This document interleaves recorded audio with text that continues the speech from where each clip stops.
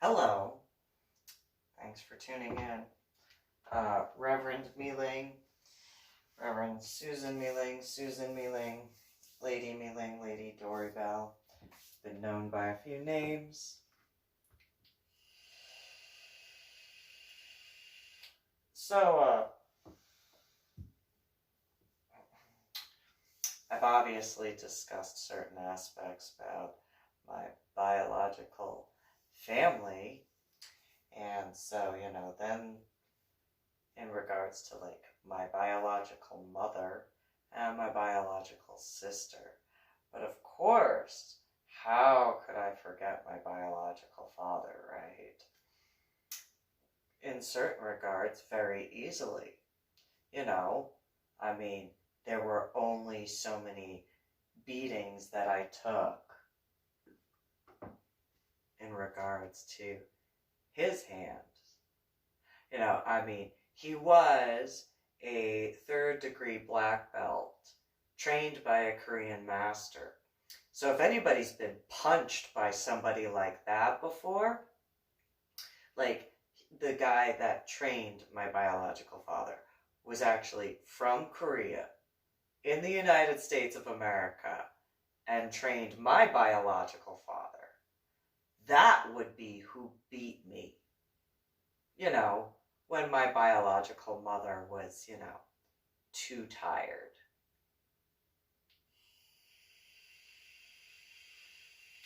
Anybody get hit by a third-degree black belt before?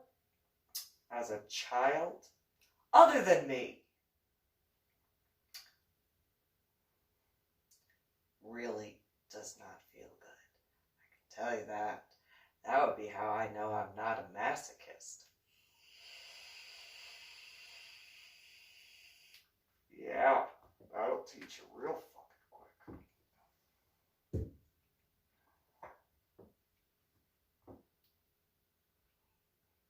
Anybody jealous? No, nobody's jealous. Nobody wants to be beaten by a third-degree black belt who legally had to register his hands as lethal weapons. Did I get that warning whenever I got beat? Absolutely not. Absolutely. Why would I get that warning? Just a biological child at that point, right? What's the big deal?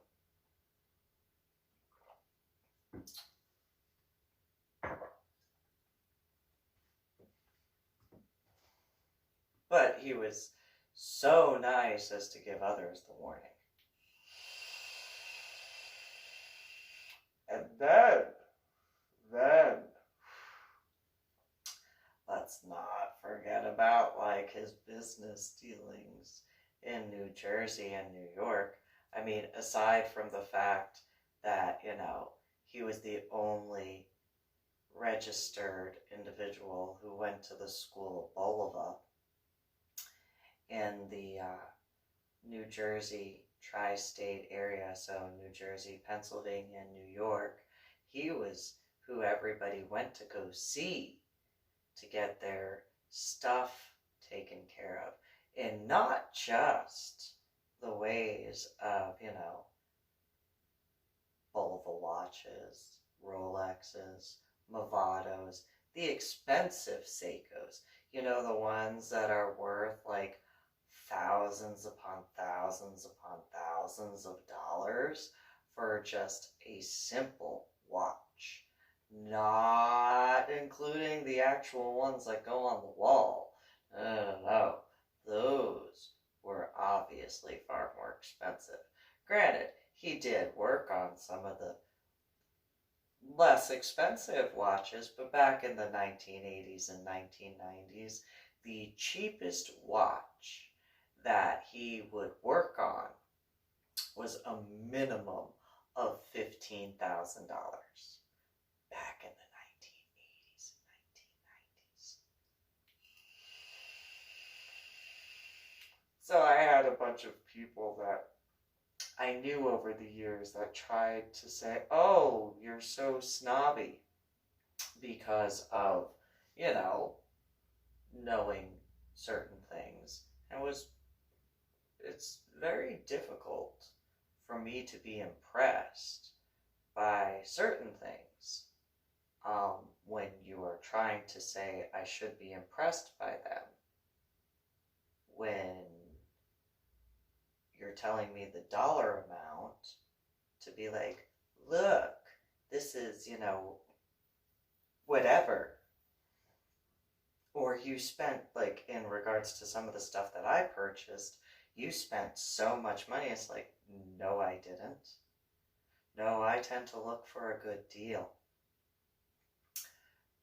Because I know I can't afford what I would actually want. And what I would actually want, I don't have that income. So, I try to make it where I can actually have that income. However, life. And so, the stuff that I grew up seeing everybody else have. Not just my biological sister, of course. My biological sister, she could have anything she wanted because, she looked Asian because, and then I just look like me.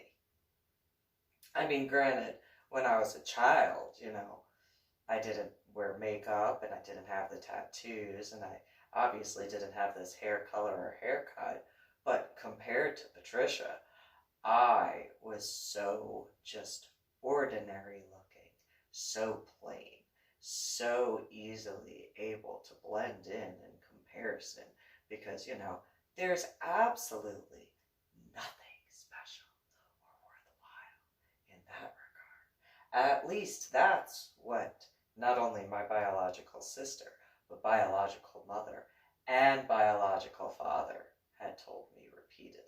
Now, ironically, my great-grandfather and great-grandmother, the ones that, immigrated to escape Mao Zedong, they told me otherwise, but they died a really long time ago, and that was before my head injury on Palm Sunday in 2000. Those two were the only ones at that time who actually stood up for me, and not just like when I wasn't around, but actually in front of me, actually stood up for me, actually defended me in front of me, so that way I didn't have to defend myself.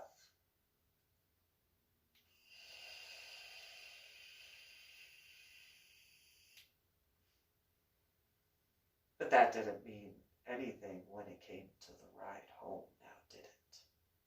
Or getting back to New Jersey.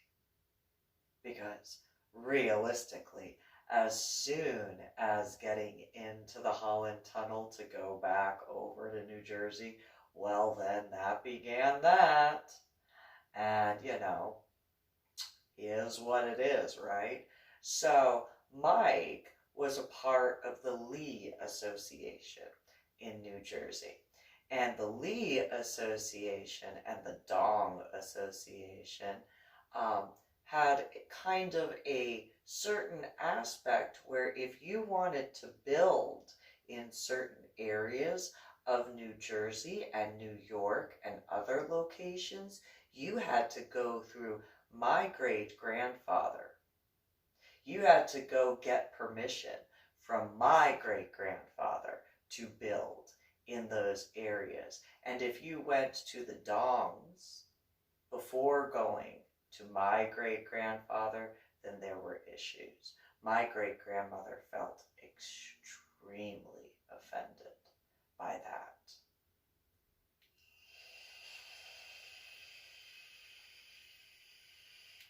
Though then there are those who understand Cantonese. Bak Gung and Bak Pu never hesitated to acknowledge who I am to others. Whereas my biological mother and biological father, oh look, Patricia's the pretty one. Oh look, Patricia actually looks Chinese. Don't mind Susan, she's just, there. Now when I was born, I actually told people this in New Jersey and Illinois. They didn't believe me. They really didn't believe me at the time, and it was one of those, I cannot tell a lie.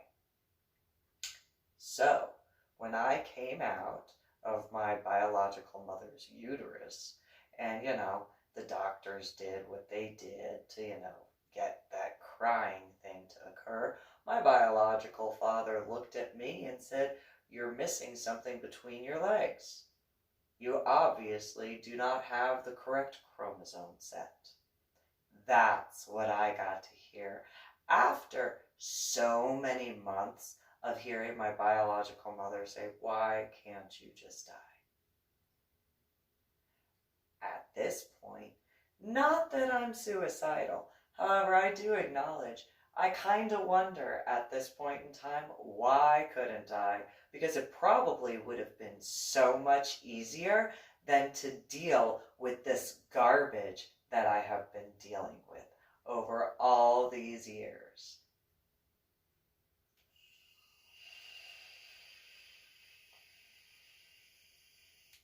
Just say. That might come across a little bit harsh. However, how many people can hear that growing up? Not just in utero, but throughout every day of childhood. When in the house, people wondered why I would fight so hard to be emancipated and to not want to live in the same house as my biological sister, especially, but also my biological parents. There's a few examples.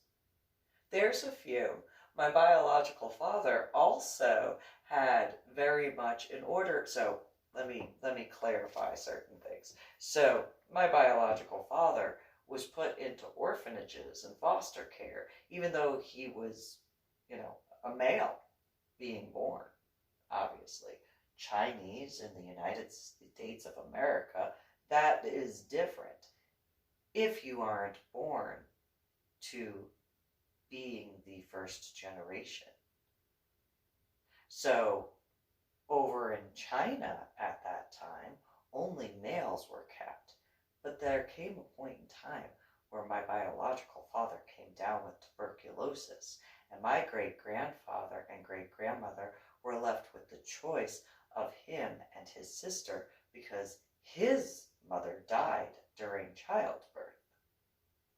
So, when he came down with tuberculosis in the late 1950s, early 1960s, he was put into foster care. However, his father refused to sign the paperwork to actually allow him to be adopted. So every time he went through paperwork and stuff like that for different doctor's appointments, his biological father would have to show up. And then, during certain things, does this sound familiar in regards to certain cherubim ones? Does that hurt? Oh, don't feel it. The doctors who know what tuberculosis treatments were back in the late 1950s and early 1960s know how brutal that would be to hear. Right? That's brutal to hear. Not only did he hear that, he was also told, irony of ironies, in my life. Who wants you?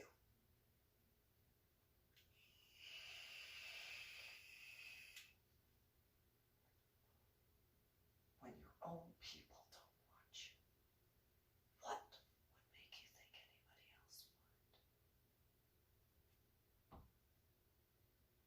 Hey, how'd I wind up in Washington State?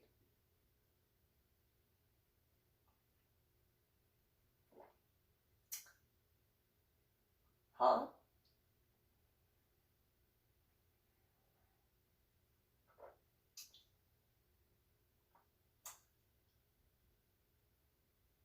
That's right.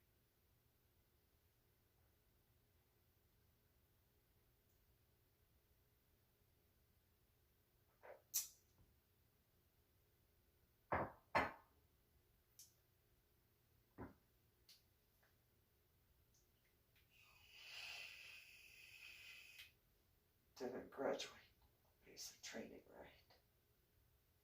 So not technically a part of the army, right? Not good enough for that.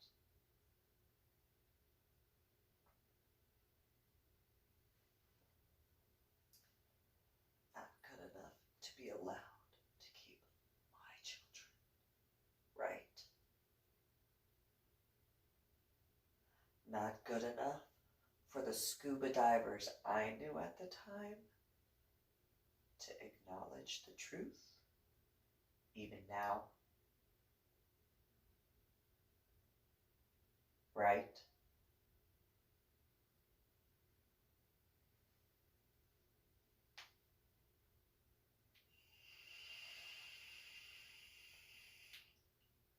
See, if you don't learn from history, it tends to repeat itself. Right? But hey, how many times was I told, why do you keep repeating the same thing over and over? Maybe, just maybe, hypothetically speaking, I'm your reminder to pay attention. Right?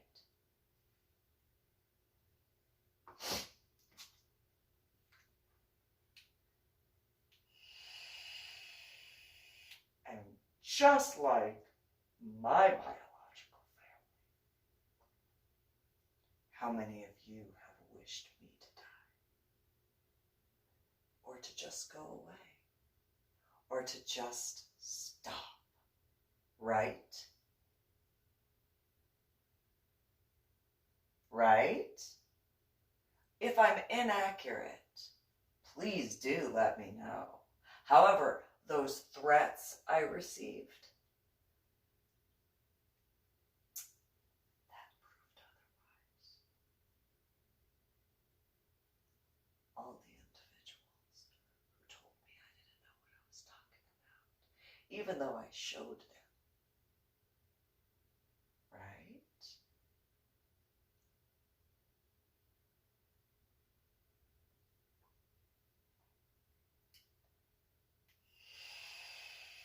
Now, if I come across as bitter or upset, well, at this point, I am. I am. Congratulations, you got me to that point.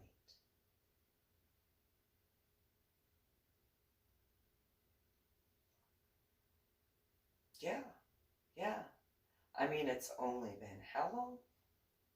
Despite the quarantine status, despite all that sort of stuff, I mean, realistically, how many people can tolerate being told repeatedly, or in other ways being shown?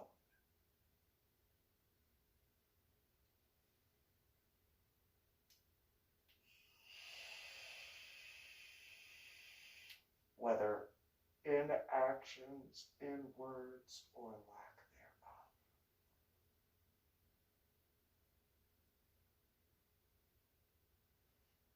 How long has it been known that I've been back in the state of Texas?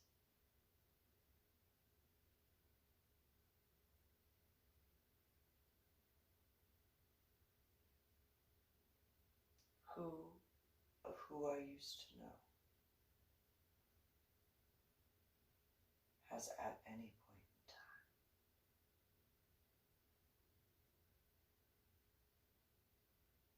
that I used to hang out with, that I showed the threats I was receiving, that I told about the threats I was receiving. Anybody?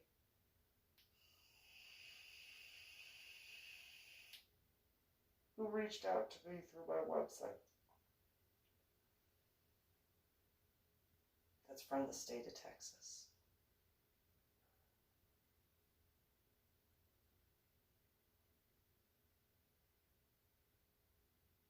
or that I knew.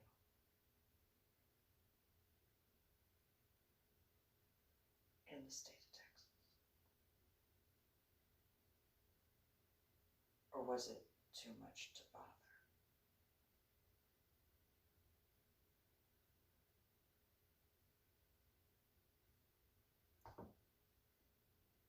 Now again, I could just be throwing a temper tantrum, which in certain regards I am. But who doesn't think I have the right to? So for example, in reference to that video that I had done before I wound up in Washington State, who reached out to me? And who made fun of me for it?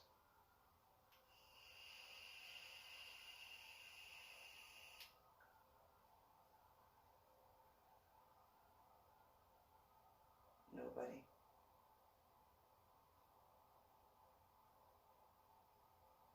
See? Just another person, right? With just another problem.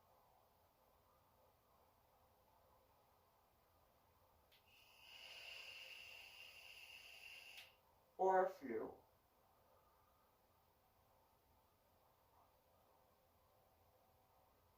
Right?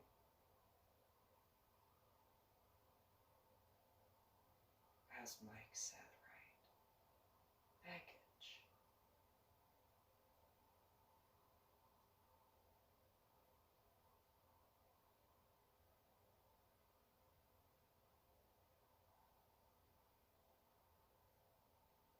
So, yeah, he had to earn his way back into the family in regards to putting people through college. He had to earn his way back into the good graces, ironically, of my great-grandfather and great-grandmother. And he did only for Anna, ironically, to mess that up. Irony. So when they moved to the state of Texas, meaning my biological mother, my biological father, my biological sister, I was a problem. Sound familiar to anybody I once knew?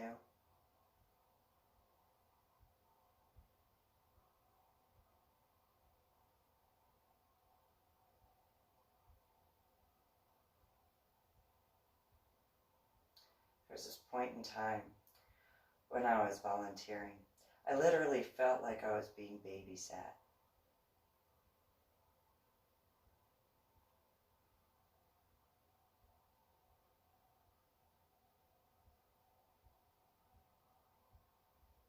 That feeling hasn't changed.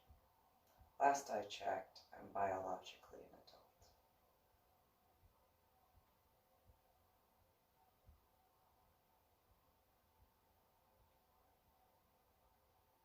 Sure don't feel like I'm treated like one.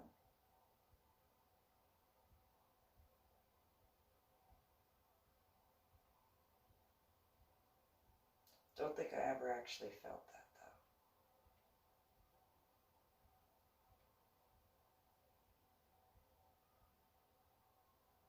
though.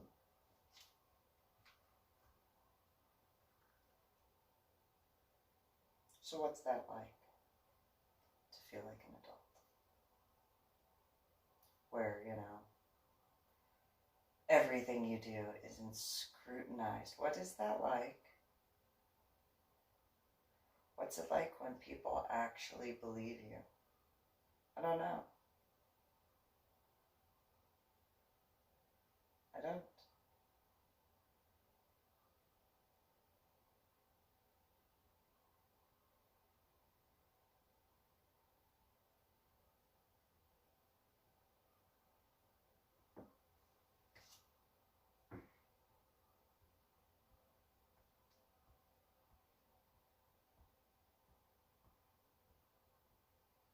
But it's not like I'll get an answer, right?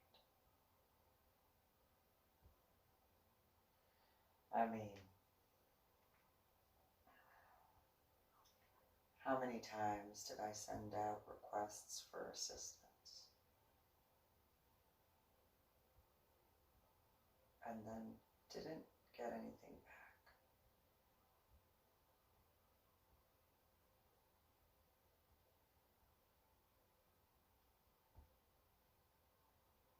So yeah, my biological father beat me repeatedly. And for anything and everything my biological sister did. Or if he was upset about a business deal that went wrong. Or however you want to put that. So he earned his way back in.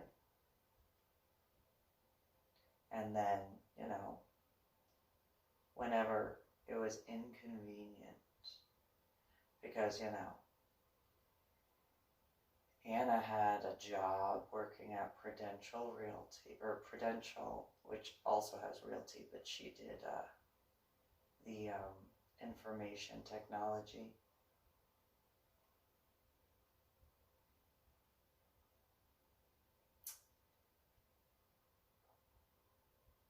He was doing that, and when babysitter couldn't watch me, but could watch Patricia, well, you know, go play in the Bronx, go play in Harlem, go play in Brooklyn, go play. It's just Queens, New York, that's all. It's only the 1980s and 1990s at that time. What's the worst thing that could happen?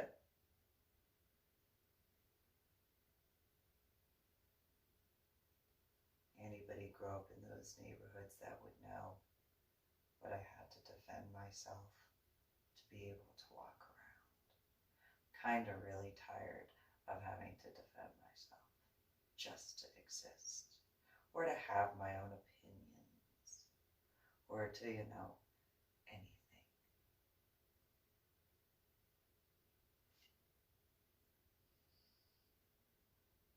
So yeah, Anna used to say when I was a teenager, your attitude is just like Mike's.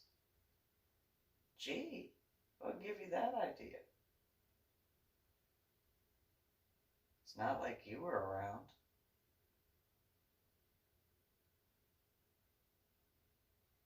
It's not like you cared anyway. Patricia was your pride and joy.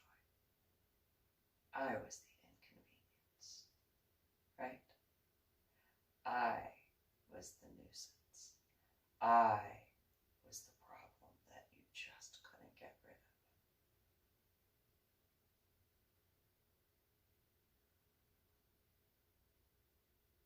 Because why couldn't I just die? By the way, that was told to me after they got to the state of Texas as well.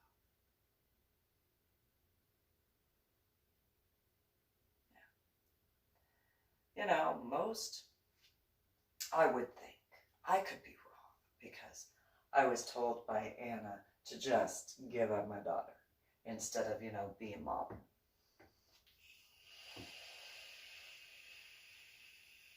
Just give up on the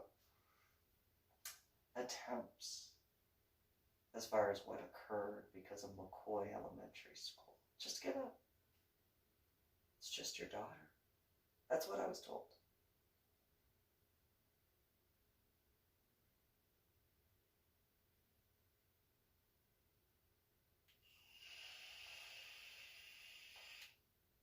Yeah. That's all. Only knew how to be a mom. And now,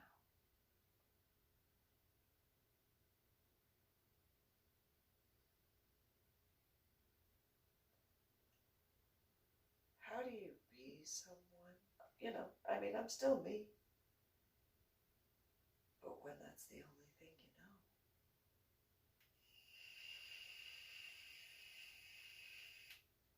It's literally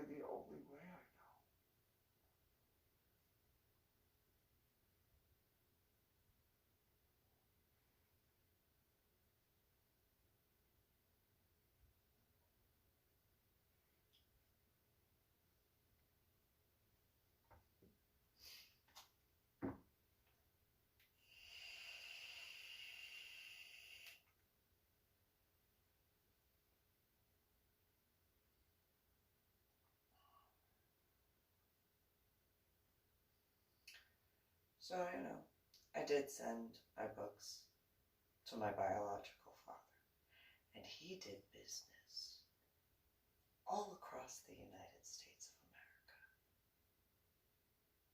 with the Lee Association.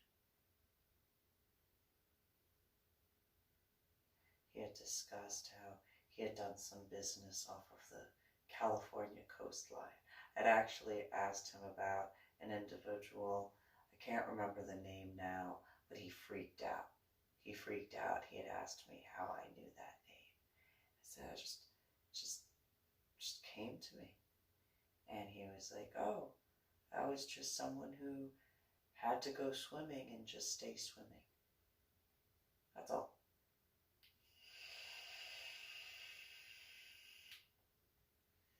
They never found him. Because, he just stayed swimming.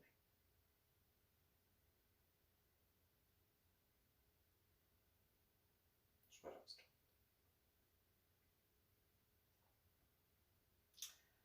told. However, what's the big deal? Right?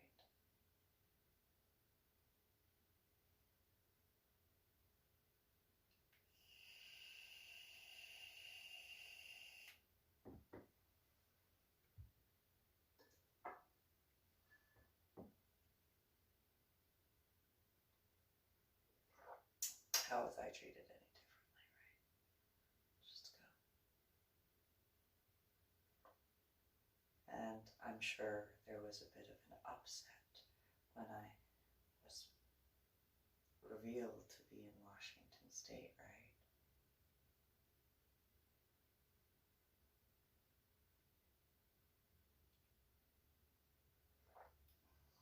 Not that that really mattered much.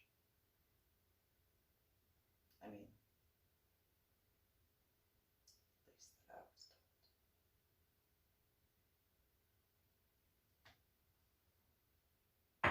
I could be wrong.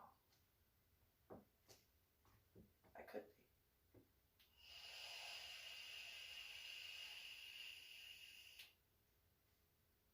Let's see.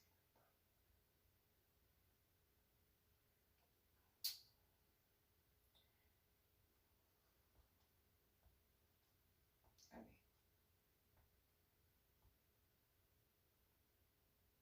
what's the big deal? It's just the person who landed at the bottom of the ocean and serviced. That's all. It's just the person who rewrote the Bible, essentially, from modern day understanding, right? That's all. No big deal.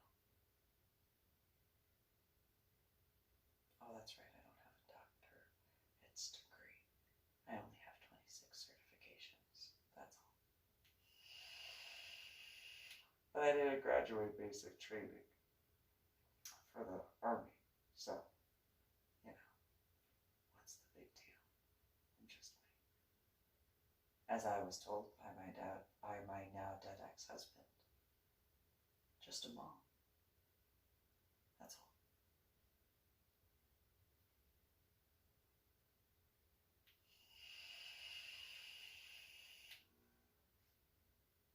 Yep.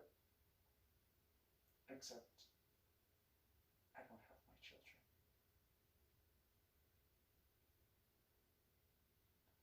Granted, my daughter would turn 18 this year, and my son would turn 19 this year.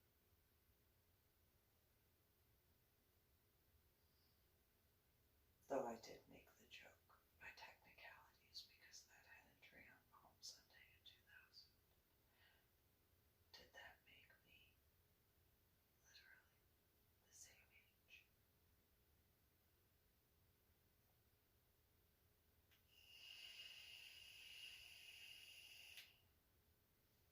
I did have to relearn colors. But hey, what's the big deal?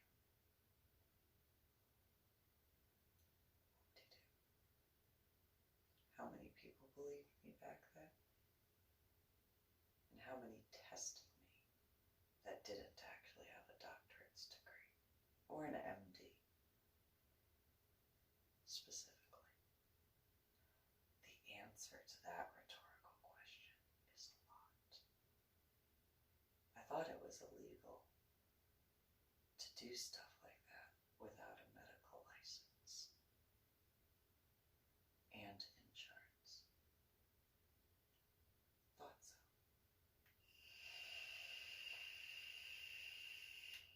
And I never really thought that I could ever get to the day where I actually hated.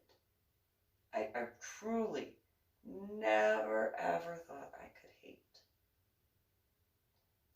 Thought that for so long. I was proven wrong. I mean, I don't hate everybody, but I learned how to hate. Didn't think that was possible.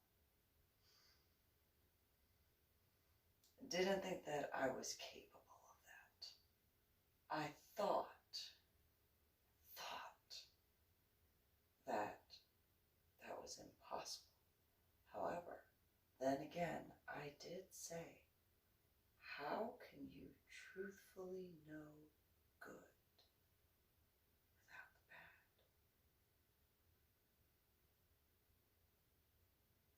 Well, now I know. I know hate just as much as I know love and hope. I prefer hope. I prefer love.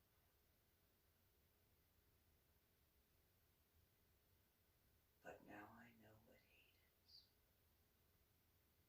So I truly and in full, in complete aspects, know what hope and love are.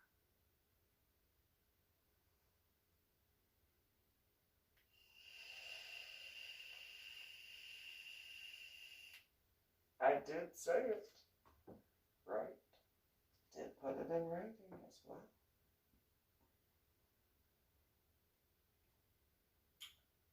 So without knowing the difference,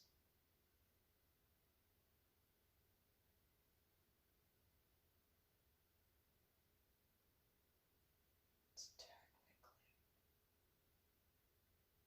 not possible. Ish. I always knew what hope was. I always knew what love was. I never knew what hate was by my own feelings. Because for so long, I thought that it was absolutely impossible for me to hate. Because why? Why bother?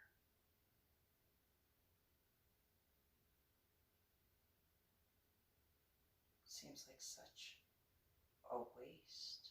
And it is. Hate is a waste. But then at the same time, how do you know hope?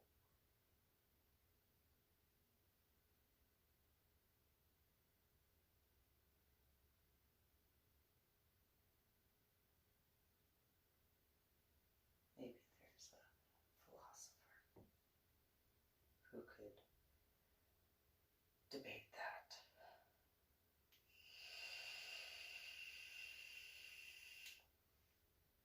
Though I could say, if it wasn't for my biological father, I wouldn't know hate.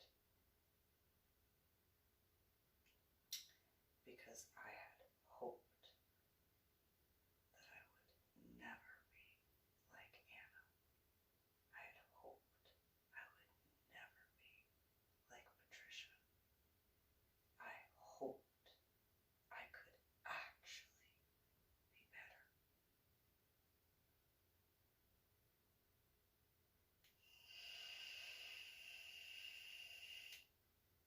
Though I do hate how he stood by both of them and never once defended me.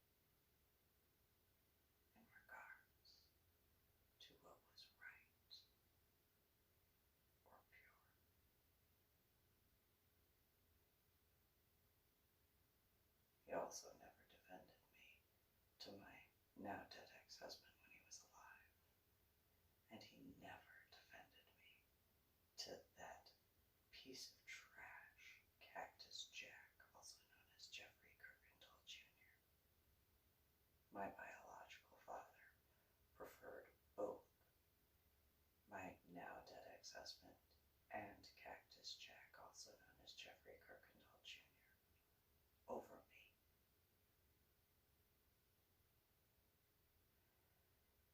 I guess there's some fallacy to that statement, blood being thicker than water.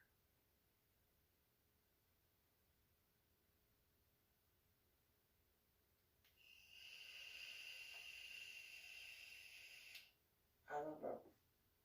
Maybe I'm just throwing a temper tantrum.